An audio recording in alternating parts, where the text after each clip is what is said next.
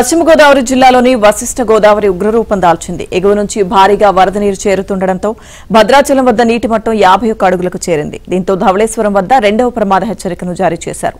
13 లక్షల క్యూసెక్కుల నీటిని సముద్రంలోకి విడుదల చేయడంతో గోదావరి తీర ప్రాంత ప్రజలను అధికారులు అప్రమత్తం చేశారు. గోదావరిలోకి ఎవరిని వెళ్లకుండా పోలీసులు అడ్డుకుంటున్నారు.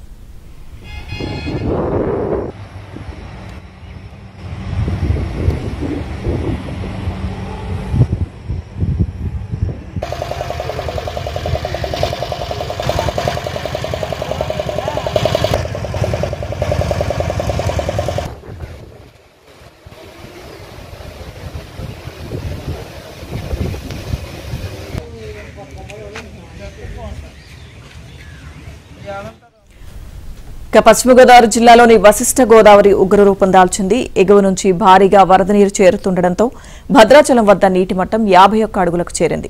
దీంతో ధవళేశ్వరం వద్ద రెండవ ప్రమాద హెచ్చరికను జారీ చేశారు. 13 లక్షల క్యూసెక్కుల నీటిని సముద్రంలోకి విడుదల చేయడంతో గోదావరి తీర ప్రాంత ప్రజలను అధికారులు అప్రమత్తం చేశారు. గోదావరిలోకి ఎవరిని వెళ్లకుండా పోలీసులు అడ్డుకుంటున్నారు.